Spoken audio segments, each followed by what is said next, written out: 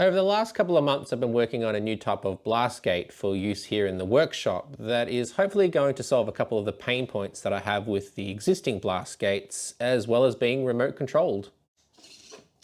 But the best part is that there is no soldering, no wiring, no electrical knowledge at all required in order to be able to build one of these. Oh, and also no coding. So in today's video, I'm going to show you how I designed and created my very own remote controlled blast gate. Oh, and show you how you can make your very own as well.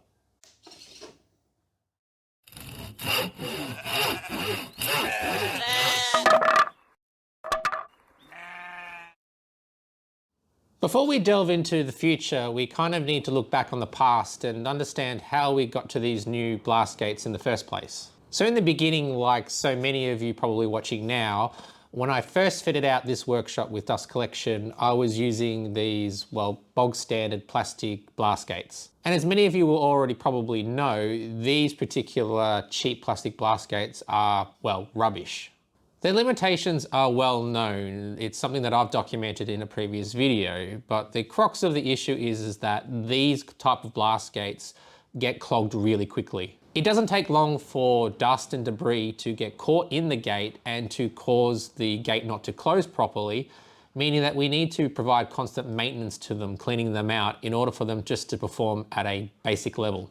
That's why some time ago when I redid the dust collection system here in the workshop, I designed my own blast gates, switching out the cheap plastic ones with something that would perform much better over time.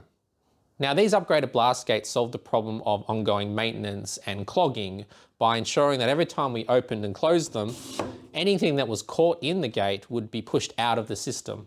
And they've been functioning and working fantastically ever since. I've never had to clean them. I've never had to really do any maintenance on them. They've worked and functioned just like the day that I installed them. But the gate is far from perfect. While it performs incredibly well, there are a couple of pain points that I'm going to try and address with this new gate that we're designing. The first pain point is its footprint. As you can see, in order for it to operate, we need a lot of space on both the left and the right of the gate. It also makes mounting the gate so it's a pull out almost impossible because it means we need to allow for a lot of space behind the gate. Now, if you've got a lot of space in your workshop, then this might not be a problem, but we want to try and decrease the footprint required for this gate to operate. So ideally, we want to have the gate operate within the profile of the pipe itself. So here is a classic example of why I'm trying to reduce the footprint of these blast gates. In this position, we need to be able to extend the blast gate all the way to the left, which starts to encroach or touch the drill press here. And it means that when it's actually open, we need to be able to allow for a lot of space on the left-hand side here, which means that if I have other tools here, or eventually when I want to increase the length and range of this bench, we're going to have to allow quite a large footprint to allow the gate to operate, which I don't really want.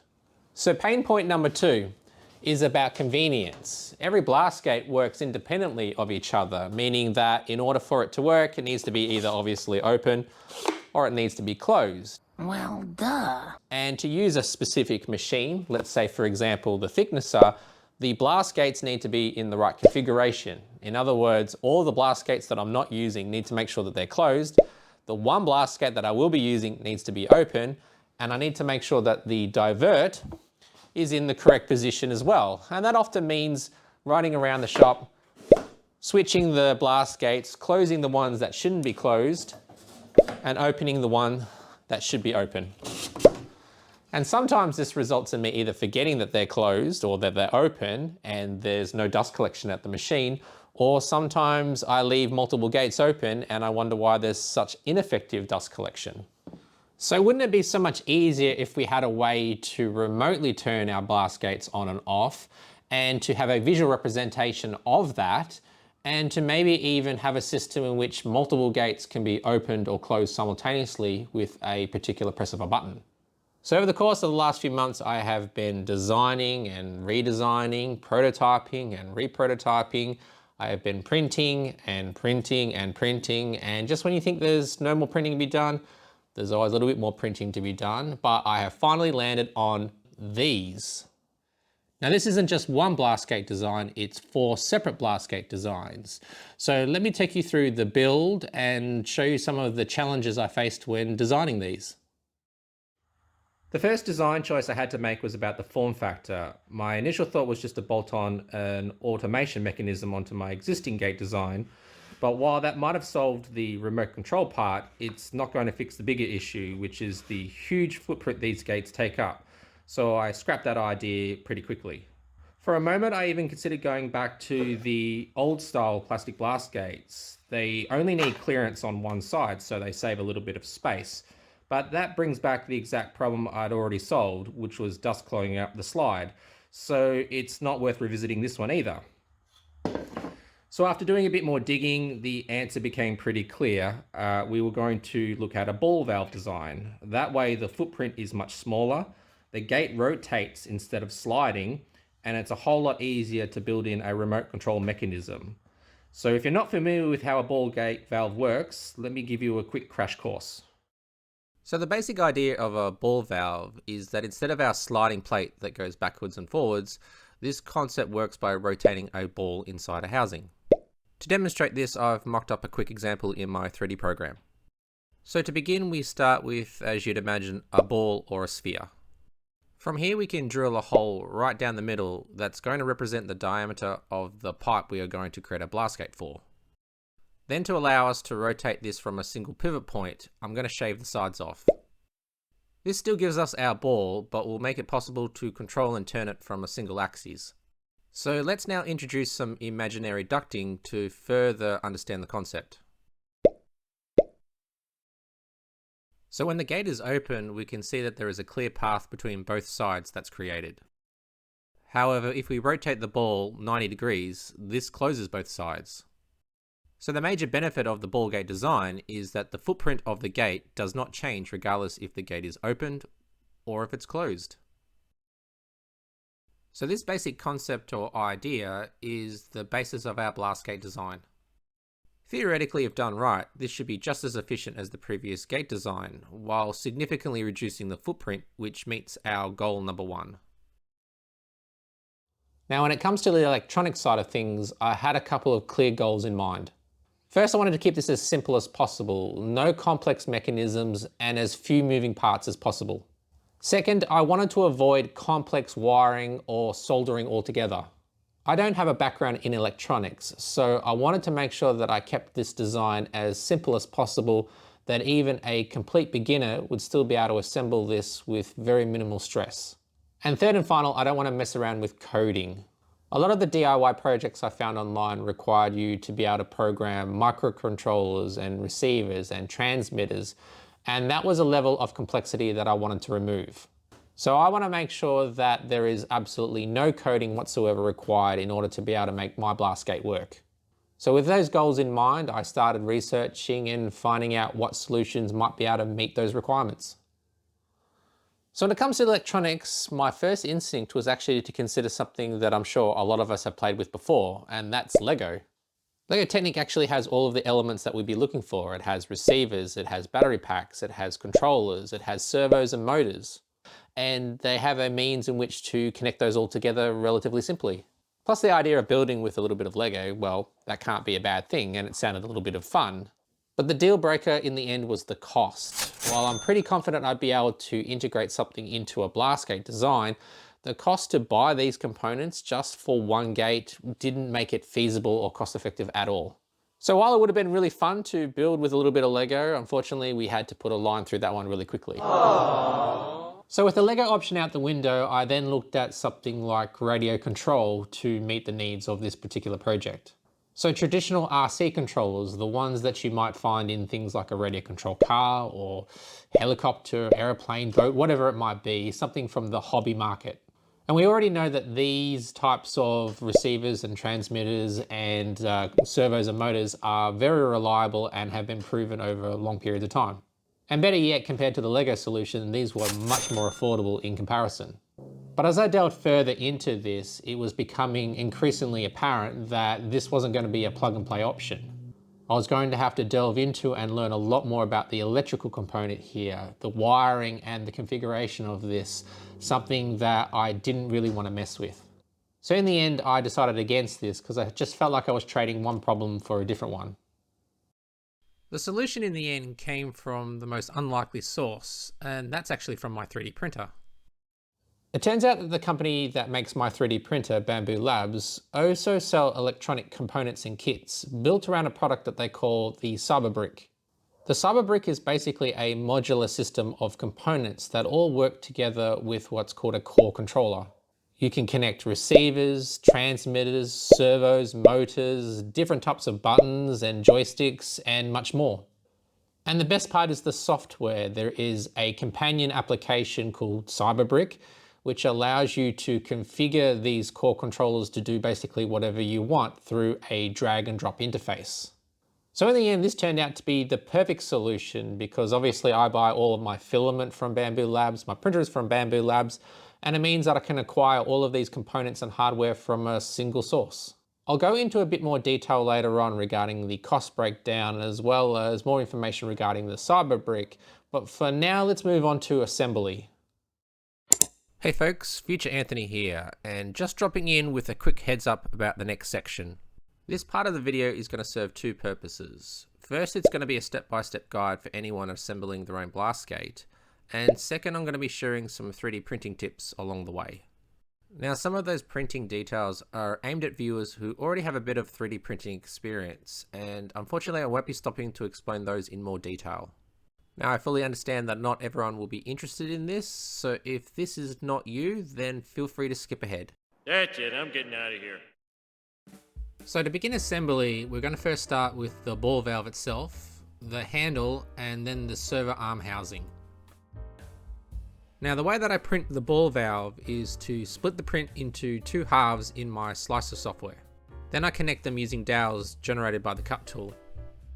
You can of course try and print the whole ball in one go, but you'll need to make some supports as there won't be a lot of contact on the base, and that means having to do a little bit of cleanup work later as it's going to leave some bumps or some ridges on the edges.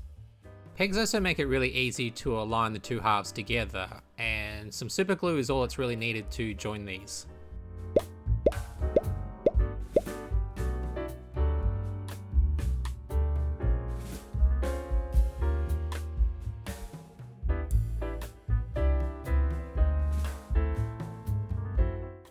To ensure the two halves are well joined, I like to take a few pieces of off-cut timber and clamp the two halves together tightly with some clamps. If you have a nice clean 3D print, you shouldn't be able to feel any transition between the two halves. Next we'll assemble the manual handle. It requires a 20mm M5 hex head bolt. This is inserted into the back of the first section, a ring is then inserted and a cap added.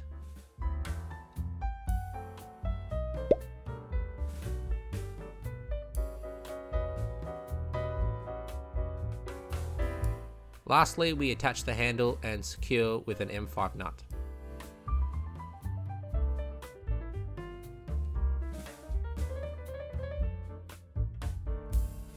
And now we can work on the other side, which is going to house the servo arm.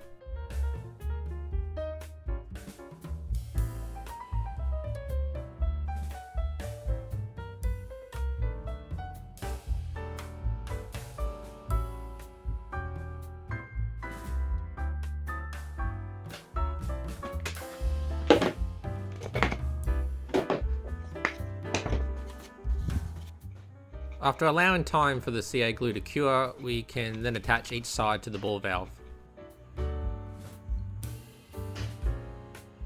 Spring clamps are a handy way to keep this all secure while it dries. It doesn't really matter which side your glue is on, they are a mirror image to each other in the end, but it is important to align the servo housing arm parallel to the top of the ball.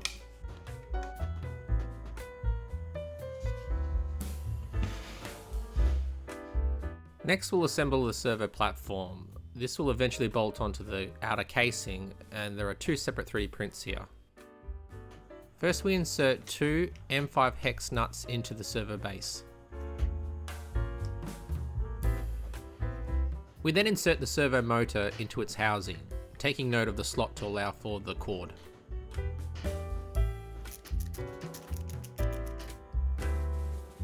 We then attach this to the housing to the main plate using two M85 button head bolts.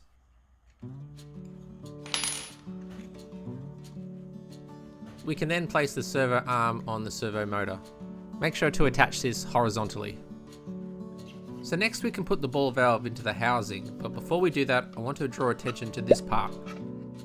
This part of the print needs support, so as a result the finished product may need a gentle file to remove any imperfections left behind where the supports were. A simple file is all it takes. You just want to make sure that when you bring the two sections together with the ball, it's going to close up nice and flush. If everything has gone according to plan, the ball should spin relatively freely in the housing.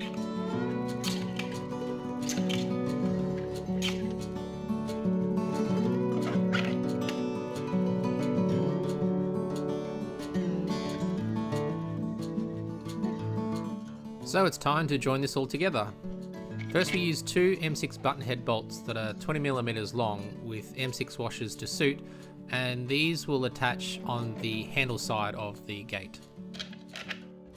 Finger tight is sufficient at this point. Next, let's take our pre-assembled servo plate and line up the servo arm with the indent on the ball valve. We attach this side with two M6 button head bolts that are 30mm long. We can then tighten everything appropriately. So finally we can assemble the housing for our electronics. This is made up of a battery, a receiver, a power switch, held together with a few miscellaneous screws, an LED, and finally a few small magnets to hold the case on. First we'll start with the power switch. Connect the cable to the left hand side. You should be able to feel a click as it goes in. And connect the other end to the receiver input.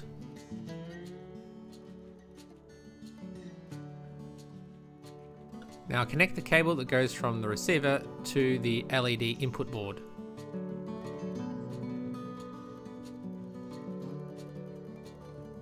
And the other end goes into the LED connector board. The LED can then be plugged into any of the four ports, but I suggest the first one to make it easier later on.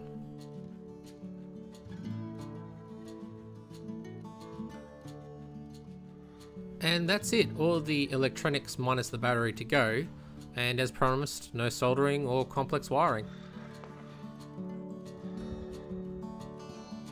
So let's get this all inside our case now, and starting with the power switch, we'll screw this into the center peg. Next is our receiver.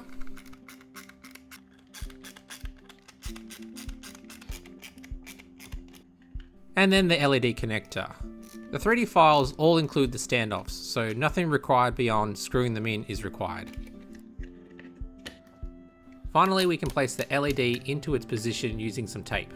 Alternatively, you could also use a bit of hot glue instead.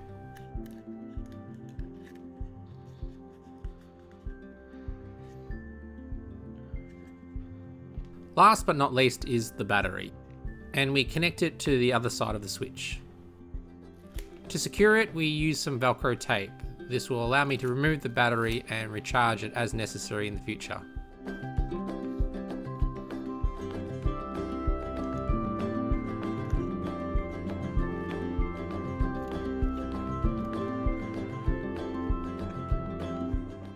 I'm also adding these small neodymium magnets. These will align with some magnets that are already on the servo plate and will allow to keep the case in place. We can now combine both parts and connect the servo to the receiver. There is a small slot cut into the plate that allows us to feed the servo cable up to the receiver.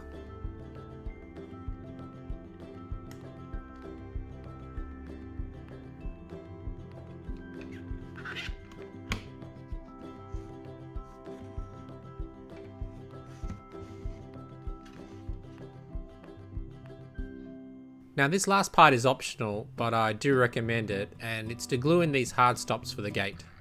These ensure we know that the gate is open or closed when it's touching these particular stops, and these are really going to be mandatory for the non-wireless gates that I'll talk about later. So line up the ball gate so it's in the open position and attach the open stop appropriately. And for the closed gate, do the same. So the only thing left here is to assemble the remote. Our remote is made up of a case, a battery, a transmitter, a power switch, and 2 buttons. And of course some screws to put it all together with. The remote assembly is basically the same as the receiver case. We just first start with the power switch and connect that cable. Then connect the other end to the transmitter. We can then connect the cables for the buttons. And then finally the buttons to the transmitter. Then we simply screw this all into the case. Now this case isn't going to win any design awards, so at the moment this is about functionality rather than style. I'll likely come back and revisit the design at some stage in the future, just to make it a bit more slim and a bit more efficient. But for now, this is more than fine to do the job. For the battery, we again use a bit of Velcro to attach it to the case. And of course a quick check to make sure that it's powering on and working. I think any future case design update for this is probably going to include some magnets to open the case rather than screw it down, just to make accessing the battery a bit easier. So there we have it, the remote is now fully assembled, and as promised, there's been no soldering, no complex wiring, just connect and screw. So that basically covers the assembly process on how to make one of these blast gates. Now, early in the video, I did mention that I'd made multiple versions of this. And before I delve into a little bit explaining the software side of things, let me cover some of those versions and specifically highlight a version that might be suitable or is going to be suitable for those who are not actually interested in remote control at all and maybe just want a manual blast gate. So let me cover those options now.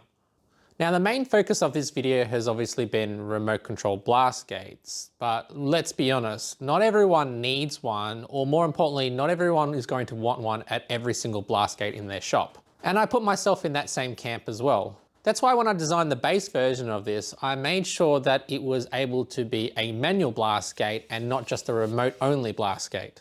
I added a couple of small magnets to the handle and to the hard stops, which enable us to lock the gate into place in the open or closed position. I've actually been running a manual version of the valve in the workshop for a few weeks now, and so far it's been running flawlessly. In fact, for most of my gates, this is probably the type of valve I'm going to stick with and reserve the remote controlled ones for where it really matters. The other type of gate I've designed is actually a manifold gate. And a manifold gate basically allows us to select from 2 inputs or 2 outputs, depending on which way you want to see it. So unlike our ball valve, which just has a straight through, we have an elbow inside of our ball gate here that allows us to select from one input or the other input. So with the manifold gate, I'm treating it as a little bit of an experiment or a prototype. I think there's probably some slight improvements in the design that I can make, but I think it is good enough to at least allow some of you guys to give it a try and see how you fare with it. So if you're interested in being a bit of an early adopter, then I'm going to include the manifold gate in the digital files you can download. Before we jump into installation, there's just one thing I want to quickly cover, and of course that's the software. I'm not going to spend too much time here because the Cyberbrick software is actually pretty intuitive, and honestly this was probably one of the easiest parts of the whole project. But I do have some information and a few quick tips to share with you in regards to this. The receivers and transmitters work either over Bluetooth or Wi-Fi. Now I went with Bluetooth for simplicity, which means you'll need a device with Bluetooth support. I used my PC to connect this all, but you could easily use a tablet or a phone. Now the software is still pretty new, so expect some new features and improvements to roll out over time. But at the moment there are a couple of limitations, but I'm going to cover those later in the summary. While I feel confident that pretty much anyone could tackle this software component of it, if this still feels a bit foreign to you, then don't worry, I'm going to include my configuration file in the digital download. That way you can import my setup straight away or tweak it to suit your own needs. So if you made it this far into the video, we're getting to the good part now. So thanks very much for sticking around. I know that there's a huge chunk of the video that obviously is tutorial and is frankly a little bit boring for some people, but we are getting to the juicy parts now. Now, hopefully if everything's gone to plan, you should have, or in my particular case, we have 2 working blast gates, remotely controlled with LED lights to let us know the status. So a little change that I've made to the controller. This controller has 3 buttons. The first button independently controls one gate, and we can close that independently. So we can open, we can close, and for the second one, we can close by holding it down. We press it again, that opens our gate. Now the third button is going to act on these together. So we can have it so that it acts like a manifold. So I know that we have made a manifold one, but this is going to act like a manifold now. So if we click one button, this is going to open one and close the other. If we hold the button down, it's going to do the inverse. So now we have an open one and a closed one. So why have I done that? Well, I'll explain that in a second. This is my main dust collector. It's a pretty standard Sherwood 2-stage system. The main inlet is 5 inches, which splits into 2 4-inch lines. One side runs to my table saw and router, and the other connects to the main shop ducting. Right now, every time I switch machines, I have to open one blast gate and close the other. It's fine, but it starts to get annoying, especially when I'm on the opposite side of the shop. It also means I can't really use the space behind the table saw properly, because I always need clear access to those gates. So by making them remote controlled and acting more like a single manifold, I'm hoping to finally solve that problem. For now, however, let's get on with installing the gates.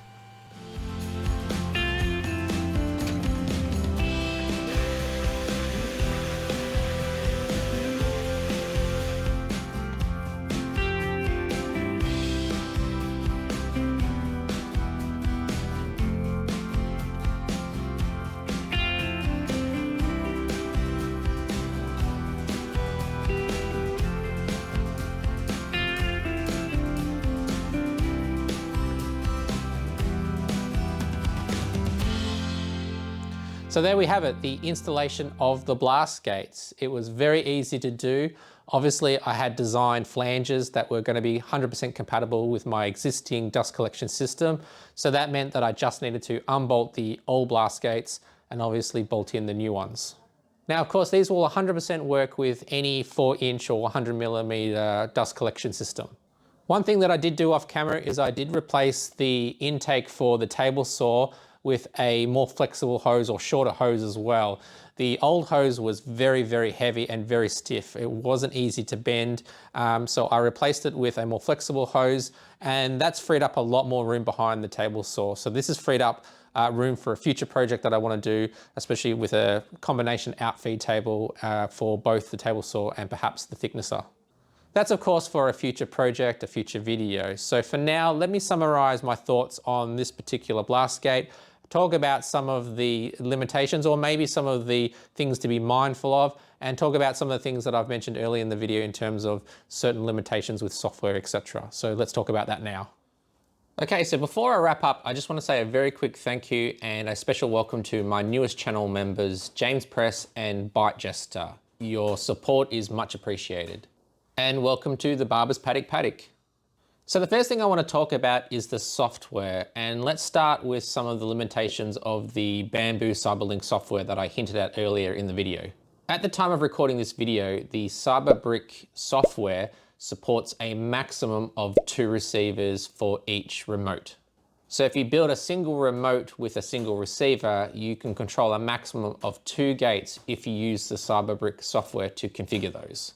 This is a current limitation in the software. It's not a limitation in the hardware. I've read that Bambu Labs is going to be continuously updating the Cyberbrick software, so hopefully in the future we might see it expand to support more receivers.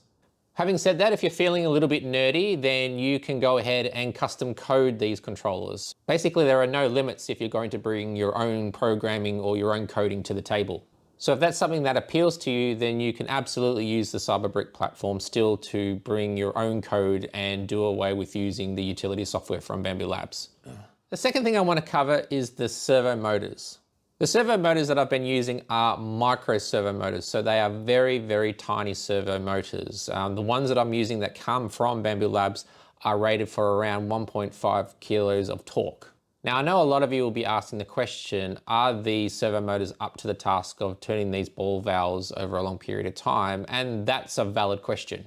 One of the goals that we want to achieve here, especially since we are remote controlling these, is that we want the smallest motor possible that uses the least amount of power to get the job done. So while these are small, they do, or should, at least on paper, have plenty of power. And so far through testing, I haven't had any issues. The real main success of using such a small motor comes down to the quality of your 3D print. It really comes down to how well the fit of the ball valve inside the housing is when it comes to whether or not your micro servo is going to be capable of turning it. Effectively, this is a bit of a Goldilocks thing. You need to make sure that the ball valve is smooth, that there is no imperfections on the outside, and that it can freely turn inside the housing with enough friction that it will still create a good seal, but not so much that a servo motor can't overcome that friction to turn the valve. So the biggest advice I can give is to make sure that once you've printed your ball valve is to go over with maybe some sandpaper, 400 grit sandpaper. Make sure that you remove any seams or print seams that you can find, any rough edges, or especially where the two balls join, just make sure that the transition between those two is nice and smooth. And just make sure that there's nothing that the housing can get caught on as it tries to rotate the ball valve. Now, I've been using these gates now for a couple of weeks and I haven't encountered any problems yet, but a couple of weeks is certainly no big long test. Despite that, there are some recommendations that I would suggest in regards to the servo motor that you use. Now, as mentioned, I'm using the servo motors that come directly from Bambu Labs, and they're micro or 9G servo motors, so they're very small, but they are plastic gear driven servo motors. And effectively all that means is that inside the internals, all of the gearing is plastic, which may mean that over long periods of time, maybe those plastic gears get worn and maybe the performance, or maybe they fail. I really don't know at this point. This is a little bit of testing, but I have a suggestion for you. While Bambu Labs don't sell one, you can easily find on eBay and Amazon, and I'll provide you a link with some of the ones that I've bought. You can buy a metal gear alternative to these servo motors. So it's still the same footprint, still the same torque profile, everything, but instead of using plastic gears, it's going to use metal gears. I'm of course going to continue along with the ones that come from Bambu Labs just because I just really want to see how long they will last or if I encounter any long-term problems. But certainly if you're building this, maybe from the get-go, you might want to decide on using the metal geared version. And considering that the price is so negligible between the two, it's probably worthwhile going straight to that. Now, having said all of that, I do foresee that there'll be individuals who want a higher torque motor to be put in there rather than the micro ones. Now, while of course I've implemented micro motors, I have also considered much more powerful torque servo motors. So I've also developed a version of the gate that uses a 20 kilo stall torque rated servo motor. So that's something like 14 times the torque power of the micro motor. And I've created a servo platform for that, or a servo platform I should say, to suit that particular motor. Now, my findings so far on using a motor that high, so this is the highest rated motor that I could find that would still work with the existing hardware without requiring any modifications. However, there are some cons to using a motor this powerful. The first one that I encountered was power. It just consumed way too much power. One of the things that we want to do is obviously preserve battery power. Having a motor that powerful actually was, causing us having to recharge batteries quite often. So I quickly scrapped that. Now the positive obviously is that at 20 kilos, it absolutely will open the gate, no problem at all. In fact, it's probably too powerful. I think it would actually over time maybe even damage the ball valve, especially the arms. It's not one I would generally recommend for it, but it is possible to put one rated that high in there. However, I've also got some 5 kilogram rated servo motors on the way. So I think that probably is the sweet spot in terms of more torque, but not too much more power, and certainly still fitting and working with the existing Cyberbrick solution. Those haven't arrived yet, so I haven't been able to mold or build a servo plate to suit this, but as soon as it does arrive, I will model that. And certainly if you're going ahead and buying the plans right now, I will include those in the future for absolutely nothing. So the last concern I want to address is, will this get dust clogged in there? And the answer, I believe at least, is that no, these will be self-cleaning. So a lot of people may have concerns about dust clogging in between inside the ball valve, but the nature of the shape, if I just take the lid off here, The nature of the shape, as you can see, is that we've got these large gaps down the side here created when we slice the top off where the openings are. And what this does, as we rotate it, is it creates this gap for where the dust can then settle down and then eventually be pushed back out the gate. So theoretically, these should be completely self-cleaning. There should be no requirement for us to be cleaning them. There's a really good video that covers the long-term longevity of this type of setup that I will link to. So if you're interested in finding a little bit more about that, but ultimately I don't have any concerns about these clogging up long-term. But of course, we'll do some more testing over a long period of time. And if I do experience anything, I'll be sure to come back and report it. So the final thing to mention is obviously the price. How much did this all cost to make? So let's break down the individual hardware costs that are required to make 2 remote blast gates as well as 1 remote. So the final figure, including a very conservative allotment of about 1 kilogram of filament, is $153.30. Now, considering that includes 2 gates and a remote, I think that's pretty reasonable. I'm certain there are ways we could probably save a little bit of money here, perhaps sourcing the hardware from an alternative source or maybe using a different type of filament, but overall I'm pretty pleased with the costs. So that's basically it. Hopefully that's inspired you to give homemade blast gates a crack. Or alternatively, if you're not interested in the remote controlled versions, there's certainly manual versions that you might be interested in. All of the files will be available from my website for purchase. I'm also going to have links in the description below regarding all of the hardware that I've used. And if you've got questions, put them in the comments section below. I want to thank again all my channel members. I want to thank everyone for watching, and I will see you on the next video.